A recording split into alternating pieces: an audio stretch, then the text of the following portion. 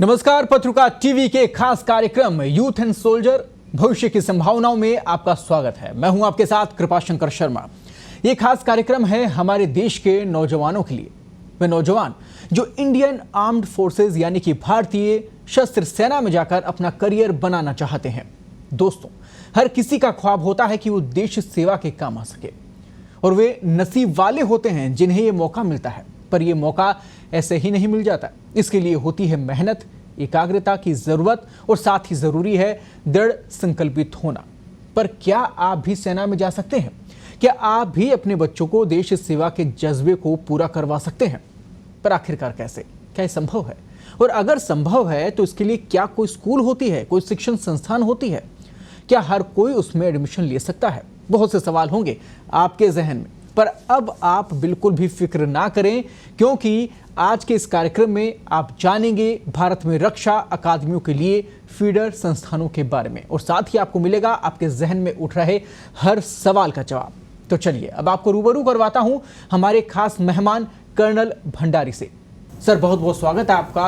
और साथ ही आपको बताएंगे सेना की तीनों प्रारूप क्या होते हैं, कैसे उनमें एडमिशन मिलता है और जो फीडर संस्थाएं हैं उनमें एडमिशन, उनके जरिए एडमिशन कैसे होता है, तमाम जो पहलू इसमें शामिल किए जाएंगे फीडर संस्थाओं के जरिए। सर, बहुत बहुत स्वागत है आपका। नमस्ते। कर्नल भंडारी सैनिक स्कूल चित्तौड़गढ़ और राष्ट्रीय रक्षा अकादमी से हैं। 33 साल की आर्टिलरी में विशिष्ट सेवा के बाद 2006 में सेना से सेवानिवृत्त हुए। वे अभी मार्गदर्शन, एडवाइजरी एंड कंसल्टेंसी सर्विसेज के संस्थापक हैं, जो कि career building, security and fire safety आदि में है। सर, इसी पूरे विषय को लेकर चर्चा की शुरुआत करते हैं और सबसे पहला सवाल मैं इससे जुड़ा हुआ लेना चाहूँगा। क्या बचपन से ही सेना में जाने के लिए तैयारी की जा सकती है? क्या ये संभव है? बहुत अच्छा सवाल शुरू में ही आपने पूछा है जी।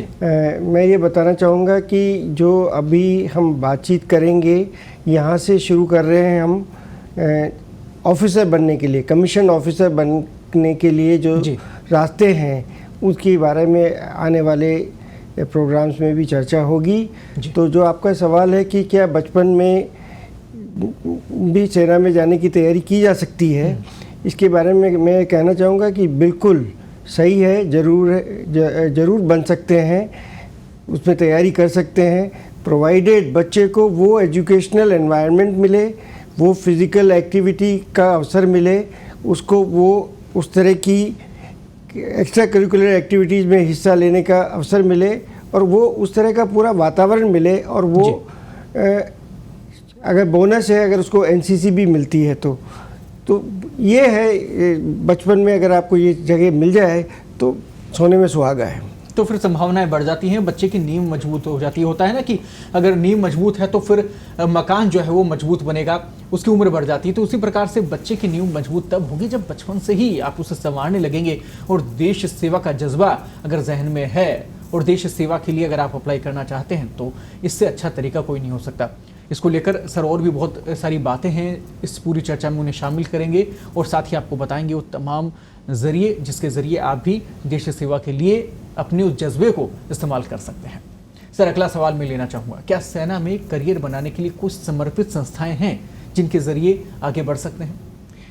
ऐसा है कि अपने देश में 39 जी coed English medium feeder institutions हैं जो कि CBSE से एफिलेटेड हैं और जिनका रनिंग का जो तरीका है वो रेजिडेंशियल पब्लिक स्कूल के कॉन्सेप्ट पे है जी। और ये वेरियस डिफेंस एकेडमीज़ के लिए फीडर का काम करती हैं। ये एजुकेशन प्रोवाइड करती हैं 6ठी से लेके 12वीं क्लास तक। जी जी, यानी कि पूरे देश भर में लगभग 39 ऐसी संस्थाएं हैं, कोएड हैं वो, तो वहाँ पे एडमिशन लिया जा सकता है और आप अपने बच्चों को उसमें एडमिशन करवा सकते हैं। और सर ने बताया कि 6ठी क्लास से ही उसमें जो पढ़ाई वो शुरू हो जाती है, यानी कि आप एक अधिकारी बनते हैं जब तक आपको पूरी उसमें तैयारी करवाई जाती है। आपकी पढ़ाई तो होती है, एजुकेशन तो आपकी कंप्लीट होती है, साथ ही आप कैसे सेना में आप सर्वाइव करेंगे, कैसे आप सेना में आगे बढ़ेंगे, कैसे उन चीज़ों को समझेंगे, वो सारी चीज़ें आपको साथ में बताई जाती है। इसके लिए बेहद ज़रूरी है और 39 संस्थाएँ हैं तो आपको बहुत सारे मौके आपको मिल सकते हैं। इसके साथ ही अगला सवाल भी इसमें शामिल मैं करना चाहूँगा, विभिन्न रक्षा अकादमियों के लिए फीडर संस्थाएं कौन कौन से हैं और वो कैसे काम करते हैं, उनका प्रोसीजर क्या है सर? सबसे पहले तो है राष्ट्रीय इंडियन मिलिट्री कॉलेज, जिसको शॉर्ट फॉर्म में कहा जाएगा RIMC। ये देहरादून में लोकेटेड है। उसके अलावा है राष्ट्रीय मिलिट्री स्कूल, जो कि देश में 5 हैं। सैनिक स्कूल्स हैं 33 सैनिक स्कूल, और अभी एक अलवर में भी खुलने वाला है और 2 जगह और खुलने वाला है। और इसके अलावा न्यू सैनिक स्कूल्स हैं 19, जो कि गवर्नमेंट पॉलिसी के हिसाब से अभी नया कॉन्सेप्ट शुरू हुआ है जी। तो RIMC और जो राष्ट्रीय मिलिट्री स्कूल्स हैं, ये मिनिस्ट्री ऑफ डिफेंस के अंतर्गत डायरेक्टली अंतर्गत आते हैं। सैनिक स्कूल जो है वो सैनिक स्कूल सोसाइटी एक ऑटोनोमस ऑर्गेनाइजेशन है, उसके अंतर्गत आते हैं मिनिस्ट्री ऑफ डिफेंस के नीचे। और ये एक जॉइंट वेंचर समझ लीजिए आप, सेंटर स्टेट के बीच में। और मिनिस्ट्री ऑफ डिफेंस इसके लिए एनुअल फंडिंग प्रोवाइड करती है, और जो लीडरशिप है, serving officers, principal, head master और एडमिनिस्ट्रेटिव ऑफिसर, ये डिफेंस सर्विसेज से होते हैं। एंड इनका जो इंफ्रास्ट्रक्चर है, लैंड है और टीचिंग स्टाफ है, वो स्टेट प्रोवाइड करता है। जी जी। इसके बाद आते हैं कि जो नए सैनिक स्कूल्स हैं, वो कॉन्सेप्ट में क्या है। ये सैनिक स्कूल पैटर्न के ऊपर हैं। देश में ये डिसीजन लिया गया है कि आने वाले समय में 1000 टोटल सैनिक स्कूल और नए सैनिक स्कूल मिला के होंगे। वर्चुअली एक डिस्ट्रिक्ट में एक स्कूल होगा। अभी 2021-22 के फाइनेंशियल ईयर में डिसीजन लिया गया कि नए सैनिक स्कूल 100 खोले जाएंगे। ये नए सैनिक स्कूल एफिलेटेड हैं सैनिक स्कूल सोसाइटी के साथ में, और ये इनका कॉन्सेप्ट है कि ये NGOs या प्राइवेट या गवर्नमेंट के कोई भी स्कूल्स जो हैं वो ये एफिलिएशन ले सकते हैं। और ये एक अलग वर्टिकल जो कि चलेगा अंडर द सैनिक स्कूल सोसाइटी। इनका मीडियम इंग्लिश होगा क्लास 9 से लेके, उससे पहले मीडियम प्रांतीय भाषाओं में भी हो सकता है, हिंदी में भी हो सकता है। एंड ये इनके लिए मैंडेटरी नहीं है कि ये हॉस्टल इनके पास हो, पर ये जो स्कूल एफिलेटेड नए सैनिक स्कूल्स होंगे, इसमें कम से कम 10 घंटे की डेली रूटीन ज़रूरी है। बहुत अच्छी बात है। एक और यहाँ पर खुशी की बात इन्होंने बताई है सर ने, आप सभी के लिए जो लोग ये कार्यक्रम देख रहे हैं, कि 100 और नए स्कूल खुलने वाले हैं। यानी कि पहले जो मौके थे अब वो लगभग 2 गुना हो जाएंगे आपके लिए। आप और ज़्यादा इसके लिए अप्लाई कर सकते हैं, और ज़्यादा संभावनाएं जो बढ़ जाती हैं देश सेवा के लिए। सर, यहाँ जो बेटियाँ, हमारे देश की बेटियाँ, वो भी ये कार्यक्रम देख रही होंगी, उनके भी मन में बहुत सारे सवाल आ रहे होंगे। उनके लिए मैं एक सवाल इस वक्त पहले कार्यक्रम में लेना चाहूँगा। सर, क्या छात्राएँ भी ऐसी संस्थाओं में दाखिला ले सकती हैं, और अगर हाँ तो उसका फिर प्रावधान क्या, प्रोसीजर क्या है सर? छात्राएं पूरे जो मैंने 39 स्कूल्स बताए, और जो नए सैनिक स्कूल का जो डेफिनेशन, वो नाम ही नए सैनिक स्कूल कहलाएंगे बाय द वे। तो वो जैसे मैंने समझाया, तो सबके लिए सब में 10% वैकेंसीज RIMC, RMS जो राष्ट्रीय मिलिट्री स्कूल्स हैं, सैनिक स्कूल्स हैं, और नए सैनिक स्कूल्स में 10% वैकेंसीज गर्ल चाइल्ड के लिए दी गई। बहुत अच्छी बात है। हमारी बेटियों के लिए 10% सीटें उसमें सेफ हैं, वो तो आपकी सीटें होंगी ही। इसके अलावा भी एडमिशन को लेकर जो भी प्रोसीजर है वो भी आप फॉलो कर सकते हैं। बहुत अच्छी बात है। आपको अगर देश सेवा के लिए आगे बढ़ना है, सेना में जाना है, अपनी उस जो ताकत है, आपका जो विज़न है, अगर आपको सही दिशा में उससे काम में लेना है, तो ये सबसे अच्छा तरीका होगा। इन स्कूल के माध्यम से, इन प्रोसीजर्स के माध्यम से आप आगे बढ़ें और जीवन में तरक्की करें और अपने देश का भी नाम रोशन करें। अगला सवाल मैं सर इसी से जुड़ा हुआ लेना चाहूँगा। ये संस्थाएं जो हैं जिनका भी आप जिक्र कर रहे थे sir, merit come means concept पर छात्रवृत्ति प्रदान करते हैं। तो मेरिट कम मीन्स कॉन्सेप्ट आखिरकार होता क्या है, ये भी आप दर्शकों को बताएं।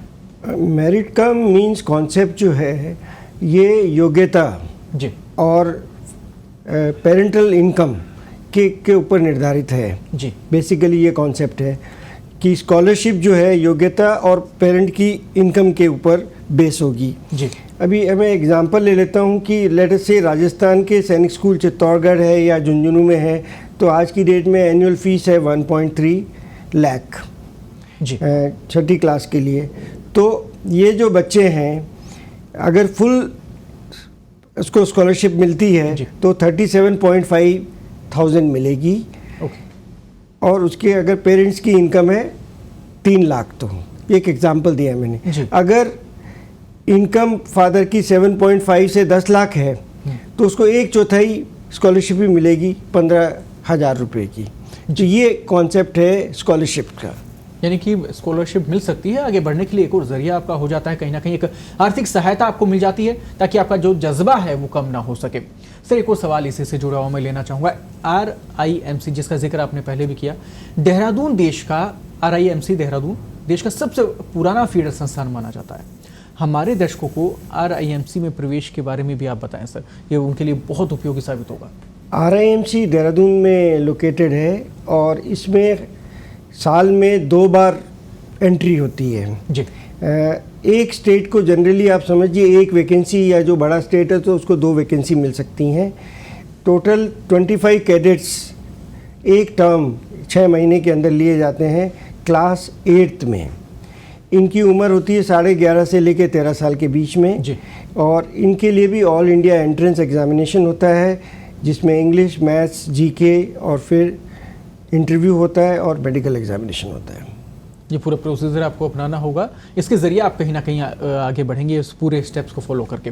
सर एक और सवाल इसमें मैं जोड़ना चाहूँगा, देश में 5 राष्ट्रीय मिलिट्री स्कूल्स हैं जिनमें से 2 राजस्थान में अजमेर और धौलपुर में है। इनमें प्रवेश प्रक्रिया क्या है? राजस्थान के जो हमारे दर्शक हैं वो बेसब्री से इंतजार करें इस सवाल का। इसमें फ्रेशर्स जो हैं वो क्लास 6th और क्लास 9th में लिए जाते हैं। उम्र अगर 6ठी क्लास की है तो 10 से 12 और अगर क्लास 9 है तो 13 से 15 साल की उम्र जी। और अप्रोक्सीमेटली पूरी इंडिया के जो 5 स्कूल हैं उनके लिए वैकेंसी करीब 350 के करीब होती है। इनका कॉमन एंट्रेंस एग्जामिनेशन होता है जो क्वेश्चन पेपर इंग्लिश या हिंदी दोनों में से एक में हो सकता है और क्लास 6 के लिए, क्लास 9th के लिए इंग्लिश में ही होता है क्वेश्चन पेपर जो एंट्रेंस एग्जामिनेशन के लिए होता है। क्लास 6 के लिए जो टेस्ट होता है उसमें इंग्लिश, मैथ्स, GK और करंट अफेयर्स होते हैं और क्लास 9th के लिए इंग्लिश, हिंदी, सोशल साइंस और एक पेपर और होता है मैथ्स और साइंस के बारे में जी। इसके बाद में इंटरव्यू होता है, मेडिकल एग्जामिनेशन होता है और स्कूल्स अलॉट किए जाते हैं मेरिट के बेस पे, ऑल इंडिया बेसिस के ऊपर। ओके सर, इसी कड़ी में एक और सवाल मैं लेना चाहूँगा, राष्ट्रीय मिलिट्री स्कूल्स में विभिन्न श्रेणियों के लिए निर्धारित आरक्षण का जो मानदंड है वो क्या है? 70% जो इसमें वैकेंसीज होती हैं वो जवान JCOs के लिए होती है, चाहे आर्मी, नेवी, एयरफोर्स किसी के भी हों, और एक्स सर्विसमैन के लिए। 30% वैकेंसीज होती है ऑफिसर्स के बच्चों के लिए और सिविलियंस के बच्चों के लिए जो कि फ़ौज में नहीं हैं, उनके बच्चों के लिए भी। और इनमें से जो 50 सीटें हैं वो अधिक से अधिक रिज़र्व की जाती हैं जो सैनिक सेना में रहते हुए लड़ाई के मैदान में मारे जाते हैं, शहीद होते हैं, उनके लिए, उनके बच्चों के लिए होती है। पर किसी भी स्कूल में इन 50 सीटों में से 5 स्कूलों में से किसी भी स्कूल में 15 सीट से ज़्यादा उसके लिए रिज़र्व नहीं की जा सकती हैं। इसके अलावा 10% जैसे हमने पहले बताया जी गर्ल चाइल्ड के लिए हैं और 15% जो रिजर्वेशन है हर कैटेगरी में वो SC के लिए है और 7.5% ST कैटेगरीज के लिए है। जी, एक और सवाल इसी से जुड़ा हुआ, क्या दोनों सैनिक स्कूल और नए सैनिक स्कूलों में प्रवेश के लिए एक ही आवेदन पत्र है सर? बिल्कुल बिल्कुल, बहुत अच्छा सवाल है आपका। एक ही एप्लीकेशन फॉर्म है, एक ही वेबसाइट है जिसके ऊपर आपको विज़िट करना है और आपको अप्लाई कर सकते हैं सैनिक स्कूल और नए सैनिक स्कूल के लिए। और आपको जब अगर सैनिक स्कूल में जाना है तो आपको सेलेक्ट करना पड़ेगा कि जो देश में 33 सैनिक स्कूल अभी हैं उसमें से आप किस में जाना चाहते हैं।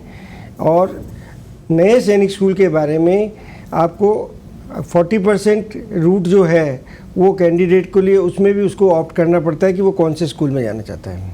तो ऐसे में क्या नए सैनिक स्कूल और नए सैनिक स्कूलों में प्रवेश के लिए किसी परीक्षा का आयोजन होता है? सर इसी में आप जो जवाब दे रहे हैं इसी से जुड़ा हो, इसी सवाल को भी आप कंटिन्यू कर दें सर। इसका ऐसा है कि जो परीक्षा आयोजित की जाती है उसका नाम है ऑल इंडिया सैनिक स्कूल एंट्रेंस एग्जामिनेशन जी। तो इसमें क्लास 6 की भी होती है, 9th की भी होती है। क्लास 6 में मैथ्स होती है, इसमें इंटेलिजेंस होता है का टेस्ट है, लैंग्वेज एंड जनरल नॉलेज का टेस्ट है। इसमें आप देश की 13 भाषाओं में हिस्सा ले सकते हैं, किसी में भी आप अप्लाई कर सकते हैं, किसी में भी आप एग्ज़ाम दे सकते हैं। क्लास 9th का जो एग्ज़ाम है वो इंग्लिश में ही होता है। मैथ्स है, इसमें इंटेलिजेंस है, इंग्लिश है, साइंस और सोशल साइंस है। क्वालिफाई करने के लिए 25% मार्क्स मिनिमम पर सब्जेक्ट चाहिए और एग्रीगेट 40% होने चाहिए। SC/ST कैटेगरी के लिए कोई मिनिमम मार्क्स नहीं है, उनकी जो आपसी मेरिट है उसके बेस पे उनका सिलेक्शन होता है। और सर जैसे एग्ज़ाम क्लियर हो जाता है उसके बाद में स्टेज क्या रहेगा? इसके बाद में ऐसा है कि उनकी काउंसलिंग की जाती है जी। जनरली वो काउंसलिंग ही होती है।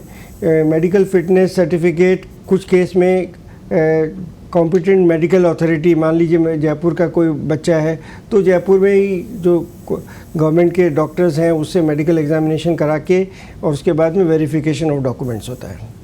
सर सैनिक स्कूलों में विभिन्न श्रेणियों के लिए निर्धारित आरक्षण का जो मानदंड है उसको लेकर भी हम चाहेंगे कि एक बार आप दर्शकों को थोड़ा सा वो जानकारी दें। ये बहुत इंटरेस्टिंग सवाल है जी।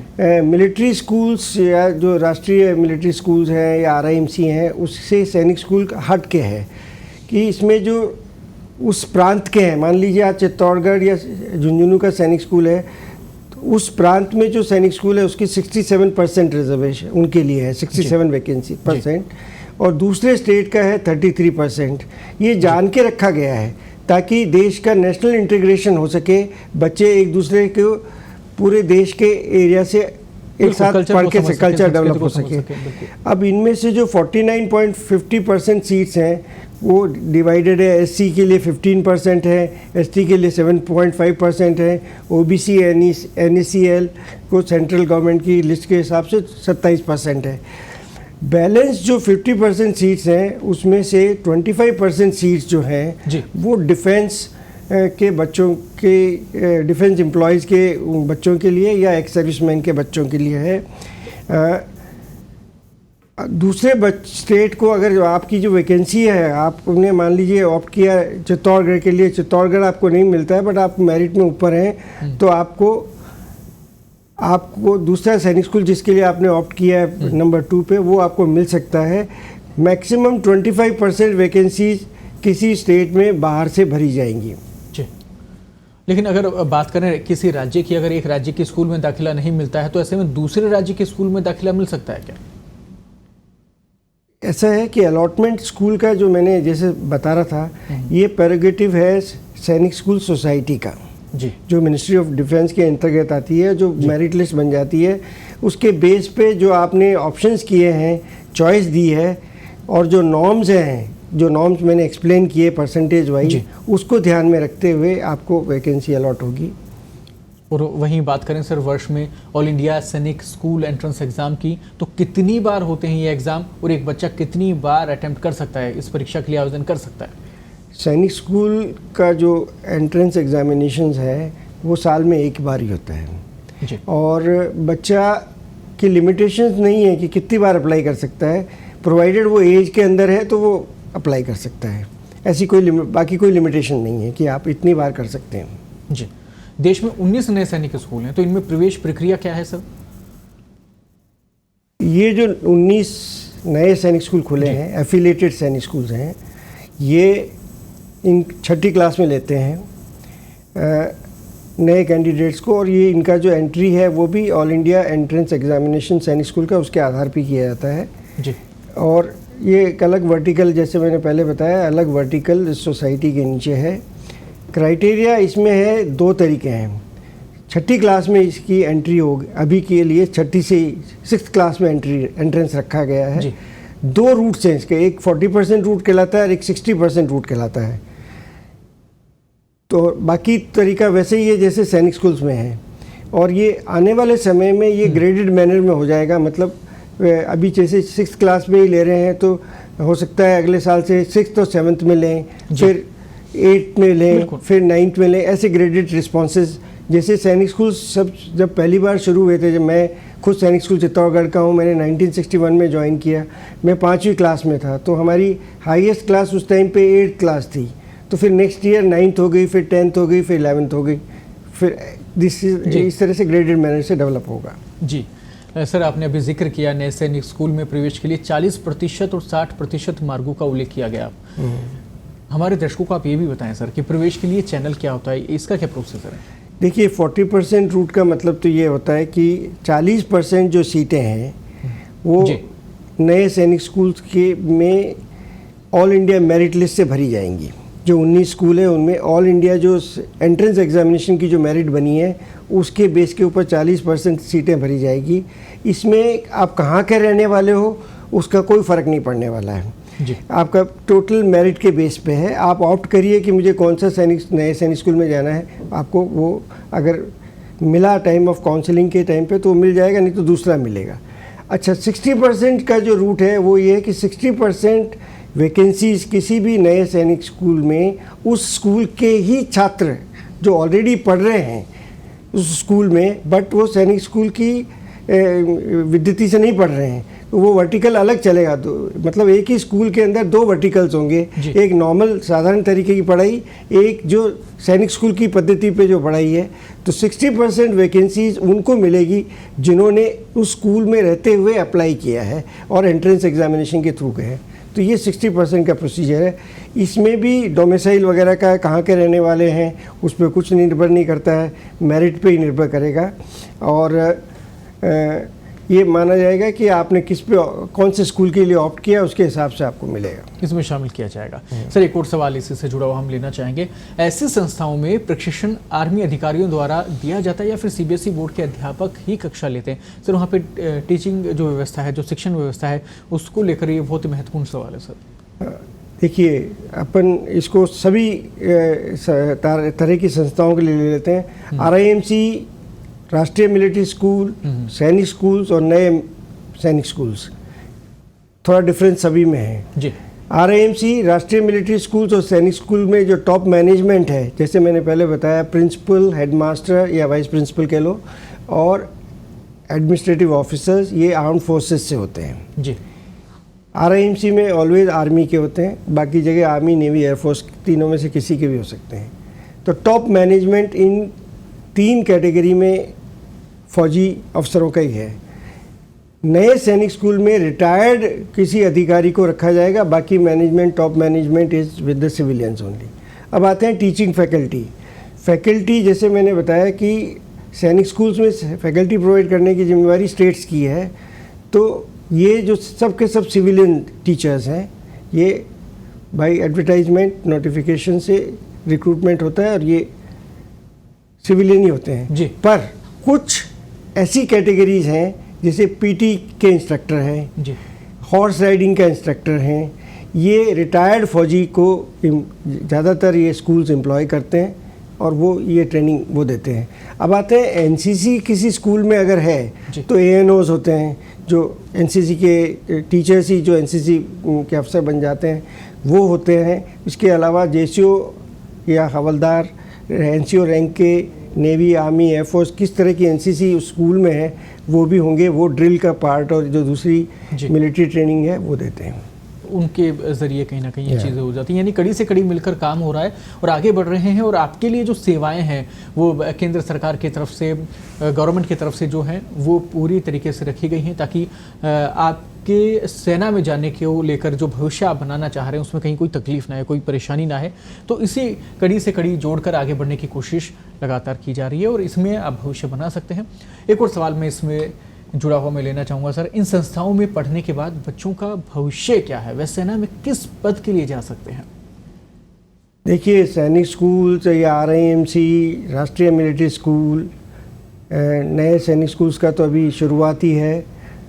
मैं ये कह सकता हूँ कि बहुत भविष्य उज्जवल है सेना में या सिविल में जाने का, क्योंकि ऐसा कोई ऑफिशियली बॉन्डिंग नहीं है कि बच्चा स्टूडेंट सेना में ही जाएगा जी। पहली बात।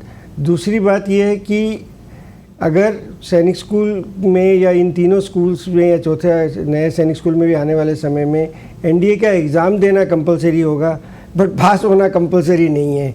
तो अगर कोई नहीं जाना चाहता है तो नहीं जाएगा, जो जाना चाहता है तो वो सैनिक स्कूल में की पढ़ाई या मिलिट्री स्कूल RIMC की पढ़ाई के कारण आज की डेट में हिंदुस्तान में अपनी आर्म्ड फोर्सेस में बहुत ऊंचे लेवल पे चीफ लेवल तक भी इन स्कूलों से पहुँचे हैं अफसर, और बड़ी भारी मात्रा में पहुँच रहे हैं। अभी ये है कि सिविल में जो जाते हैं, आफ्टर ऑल एक एनवायरनमेंट मिल रहा है सैनिक स्कूल्स वगैरह में या मिलिट्री स्कूल में, आपको एक एनवायरनमेंट मिल रहा है। आपको एक्चुअल फौजी ट्रेनिंग नहीं दी जाती है, आपको वो रूटीन एक सिस्टम चलता है जिसमें आप आर्म फोर्सेस के एनवायरनमेंट में पढ़ाई करते हैं और फिज़िकल एक्टिविटी करते हैं। तो वो ये आपको हेल्प करता है सिविल में जाने में भी। आज की डेट में इंडिया के वाइस प्रेसिडेंट भी सैनिक स्कूल के प्रोडक्ट हैं, मेरे क्लासमेट रहे हैं, हम दोनों क्लासमेट हैं। तो इस तरह के एग्जाम्पल हैं। चीफ सेक्रेटरी भी हुए हैं, एम्बेसडर्स हुए हैं, डॉक्टर्स हैं, इंजीनियर्स हैं। तो सिविल में भी जाके इन स्कूलों के बच्चों ने बहुत अच्छी पोजीशंस प्राप्त की हैं, पॉलिटिकल लेवल पे भी और दूसरे एडमिनिस्ट्रेटिव लेवल पे भी। तो सिलेक्शन के ऊपर है, आप फाइनली किस वोकेशन में जाते हो, आपकी ये जो नींव डली है वो नींव काम आती है। बिल्कुल सही बात है। देखिए, भविष्य आपके हाथ में है, आप मेहनत करेंगे आपको सफलता ज़रूर मिलेगी। और इस स्कूल के माध्यम से कहीं ना कहीं ये जो फीडिंग संस्थाएं, इनके माध्यम से आप सफलता के अनंत शिखर तक पहुंच सकते हैं, आप ऊंचाइयों को छू सकते हैं, आप देश की सेवा के लिए अपने उस जज्बे को इस्तेमाल कर सकते हैं, आप देश की सेवा के लिए आगे बढ़ सकते हैं। तरीका ये रहेगा, प्रोसीजर ये रहेगा, और आज तक आपके मन में जो भी सवाल रहे इस पूरे मुद्दे को लेकर वो आज क्लियर हो गए हैं। कहीं ना कहीं इन तमाम कड़ियों के ज़रिए, इन सवालों के ज़रिए आप आधे घंटे के इस कार्यक्रम में बहुत कुछ आपने जानकारी हासिल की है। सेना में आप जा सकते हैं, देश की सेवा के लिए आप आगे बढ़ सकते हैं। पत्रिका टीवी आपको मौका दे रहा है कर्नल RS भंडारी से सवाल पूछने का। यदि आप सेना भर्ती से जुड़ा कोई भी सवाल पूछना चाहते हैं तो हमें ईमेल आप कर सकते हैं। पत्रिका की जो ऑफिशियल ईमेल आईडी है आप उस पर मेल कर सकते हैं, और अगले सप्ताह यूथ एंड सोल्जर में आपको उन तमाम सवालों का जवाब भी मिलेगा। इसके साथ ही नेक्स्ट एपिसोड में हम बात करेंगे सेना के कमीशन को लेकर कि कैसे आप ऑफिसर रैंक तक आप पहुंचते हैं, और आगे भी बहुत सारे मुद्दे इससे जुड़े हुए हैं, उनको लेकर भी हम एपिसोड दर एपिसोड आगे बढ़ेंगे और आपको तमाम जानकारी देंगे। सर, पूरी चर्चा में आप शामिल हुए, पूरी चर्चा को आपने सार्थक बनाया, बहुत बहुत धन्यवाद आपका। Thank you. तो फिलहाल आज के कार्यक्रम में इतना ही। कल फिर आपसे मुलाकात होगी, और यानी कि एक अगले कार्यक्रम में, और फिर बात करेंगे अन्य मुद्दों को लेकर। तब तक के लिए मुझे दीजिए इजाज़त। नमस्कार।